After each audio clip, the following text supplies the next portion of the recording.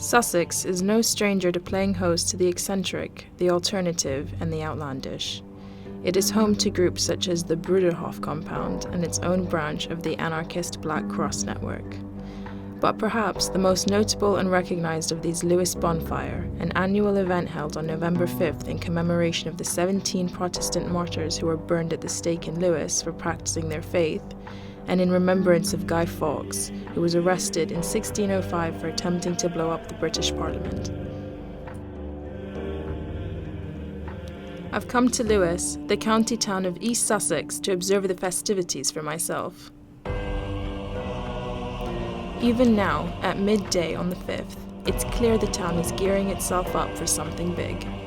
Shop windows are boarded, people are dressed in jumpers with a variety of different coloured stripes to signify which bonfire society they belong to, and large effigies are sitting in various places, constructed solely for their almost immediate incineration in a few hours.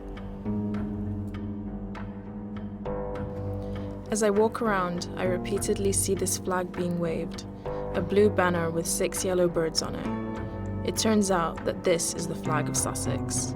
Although it has been divided into 2 separate ceremonial counties since the 1970s, Sussex retains a single flag, a symbol of unity across borders with its traditional emblem.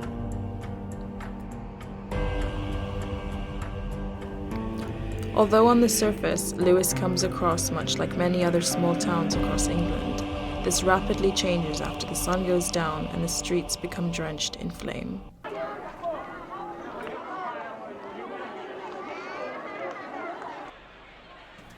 Crowds gather, waiting in anticipation for the relevant processions to begin.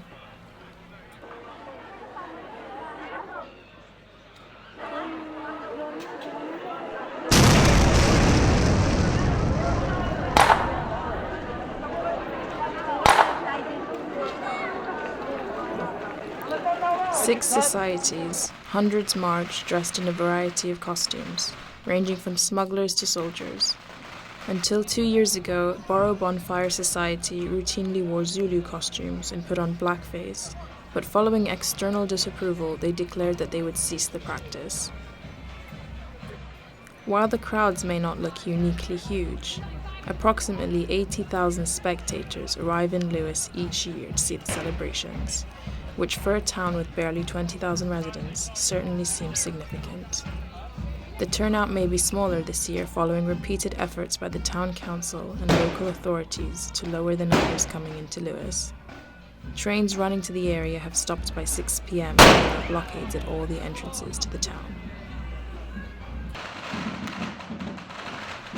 According to a friend of mine who lives in Lewes, the crowd control is a major issue following a spate of serious accidents and antisocial behaviour on Bonfire Night.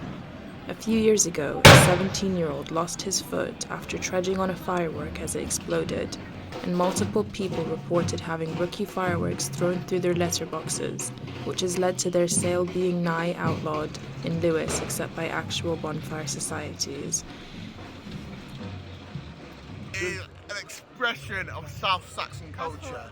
You reckon? For one of the best tournaments of culture I've seen in a long time. Fucking leave me alone. I'm unironically genuinely telling you to fuck off. Following the procession, we head towards Landport Bottom at the western edge of Lewes to view one of the bonfires. As we approach, we can already see the red glow in the sky from a distance away, signifying the burning has already begun. I had always associated bonfires with groups of Boy Scouts roasting marshmallows in the forest, but as we enter the site, it's quickly clear that this is far from that.